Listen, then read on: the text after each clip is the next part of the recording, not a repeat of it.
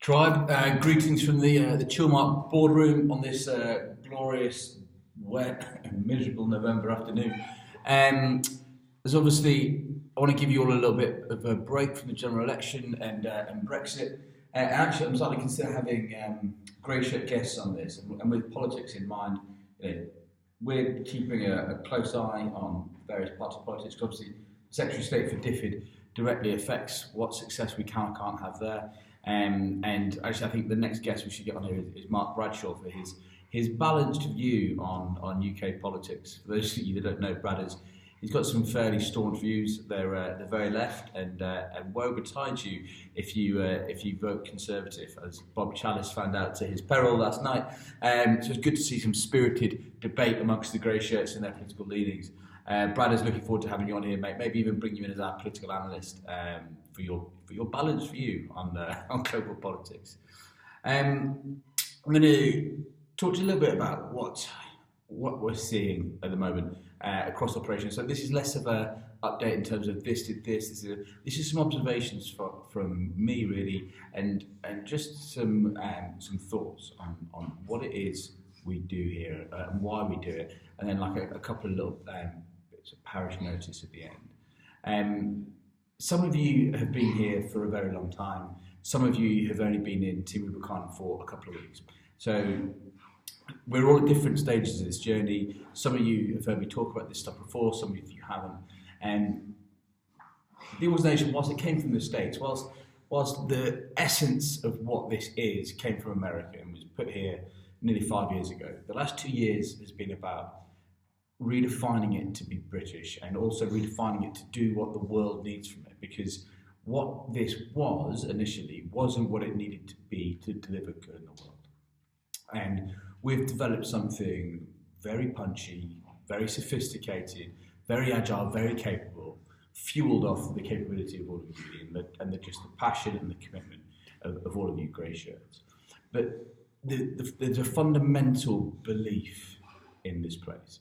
And I'm not talking about corporate core values. I'm not talking about anything as trite as that. This is like what is driving me, which is driving you. And it's just like this collective belief that those that can help must.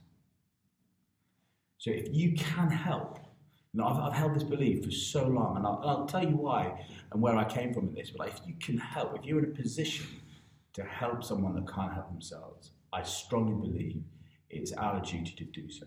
And that has been my guiding rod in repositioning this organisation. And it comes from me being a kid, so at 10, 11, 12, coming into secondary school, I was a tiny kid. I used to get kicked around the playground all the time, and I had a pretty shit time in school. I was the whipping boy for the cool kids, and it got to a point in my life where I grew. I got to college, I got bigger. I was always told I couldn't do what I wanted to do. I wanted to be a Marine, I wanted to be a professional road player. I was always told you can't do that. Got to college and I had a growth spurt. My old man was a big guy, the dogs behind. I was always going to grow at some point. And at that moment in time, I can make choices. So I can go after everyone that's ever picked on me, or I can take a different view on the world. And it's always been that I'm now in a position to help people. And it's what fueled me through the Corps and Afghan when we were out there. There was fundamentally people that couldn't help themselves, and we were in a place to do it, and I thought we should. And that's what this place is. Because of all of you, we have a set of skills. We have a set of resiliences that make us unique and special and able to do something for people who have just had the shittiest day of their life. And that's what you've joined, and that's what anyone that comes into this organisation will always join. Wherever we go from here, that is our guiding rod. And that means sometimes we have to live up to those choices. And this is something else I've spoken about in the past. Because you normally have to live up to your choice at the worst possible moment. That's when you have to really stay congruent with who you say you are. Now, for me, in the past, as a rugby player, that's when you're on the pump and they're coming at you and you're 40 points down. And it's easy just to rap, but you don't. And as a Marine, it was always when things were going horribly wrong in theatre and there was life and death choices. And actually, it would be much nicer just to keep your head down, but you can't. And in here, it's when the disaster happens. And it might not be quite the one you want. It might not be quite in the geography you want. It might be difficult to take time off, but not impossible, but it might be difficult, or like you might get a bit of domestic nag. That is the time that if you can, you've got to step forward. Like you have to live by the choice we've made for this because it's important. Like we are doing something that matters here.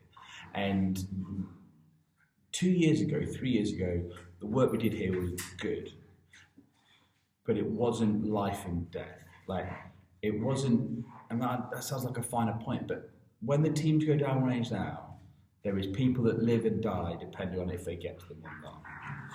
So this is so far removed from the muck and gut task that we started out with, and we need you to be congruent to that choice. So when you joined up to be a disaster responder, when you put on that grey shirt, when you wear that cap, it means something. To be Team Rubicon UK means something because we're aligned in that.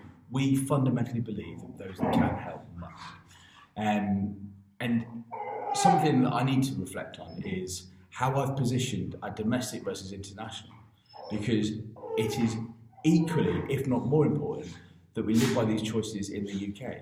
Because when our international response happens, we get all of your replies, yeah, 2 weeks, whack, here I'm good to go. For the domestic, we're like, I could do a day here, I could do this evening, I could do that evening. We need to be very aware that the people in Fish Lake 3 or 4 weeks ago needed us just as much, if not more than, the people in the Bahamas, the people in Mozambique, the people in Indonesia.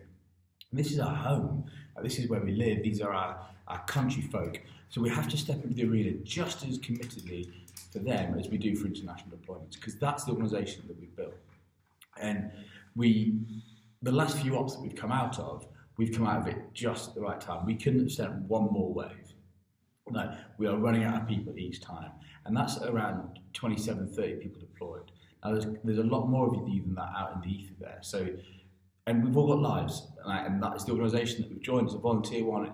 What I'm just reiterating is that we have this belief that if we can, we must. Because that's what we joined, that's what we believe in. So if there is a chance that you can deploy, you throw your hat in that ring, you step into the arena for the people that need it the most. And it is the most rewarding thing. I mean, this organisation in general is just the most rewarding thing. It is the purest thing I've ever done in my life. And so there's just so many stories now that make me feel 15 feet tall.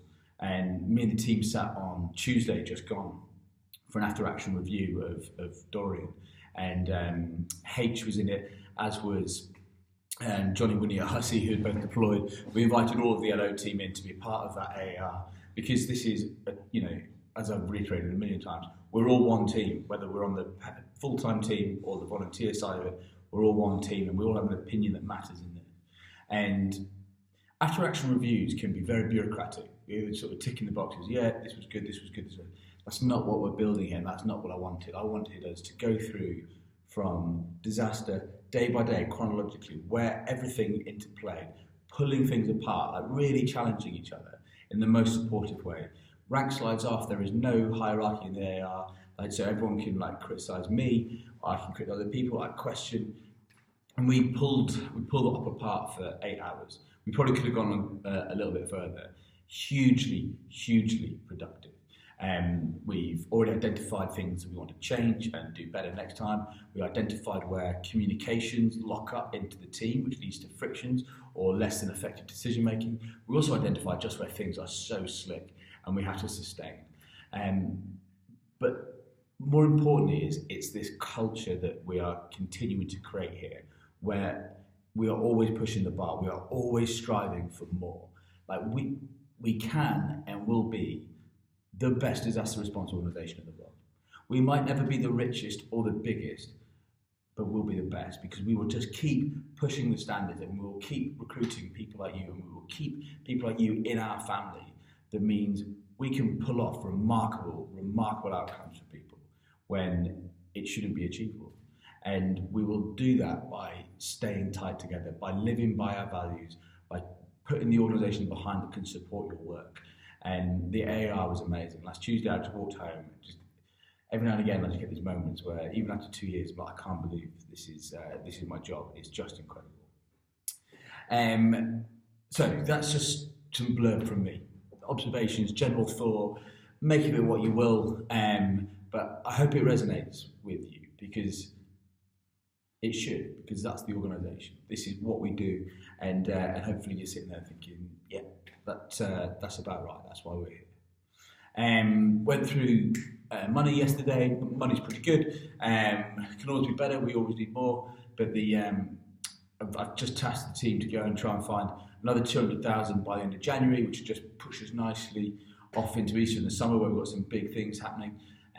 So Jo Parsons, the legend that is Jo, has gone away, and she's going to go and score up £200,000 from somewhere.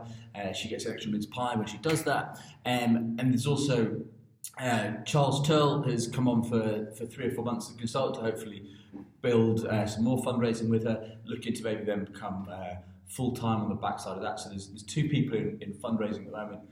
Claire Dakin, who some of you may or may not met through Support Squad, is unfortunately having to leave us in December.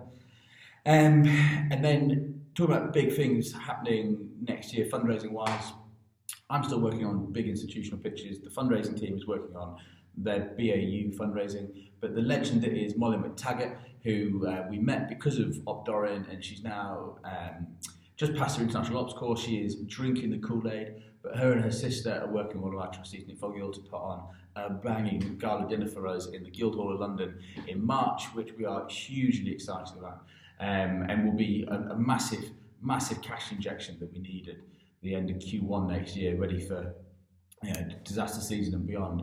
But I say disaster season, they seem to be coming at us in every quarter at the moment. But we've got our cash flow projections for next year. I'm sitting for the rest of this week to see what that means for our planning assumptions next year, which we never take into account response for that, because we're always raising money when we're doing that. We are closing out the year soon. This organisation is unrecognisable from last year and from the year before and from the year before that. And I just thank you so much for continually pushing the standard for us and continually just being incredible. We are not always getting it right. We make mistakes, you make mistakes, but we make them with the right intention. And we are keeping the survivors of disaster always first and foremost in our V4. And I just can't think of another organisation like it. And I am so incredibly proud of everything that you're doing, everything this organisation is achieving, and I can't wait for another year of delivering awesome stuff with you all. So, thanks very much, team. Speak to you later. Love you, tribe.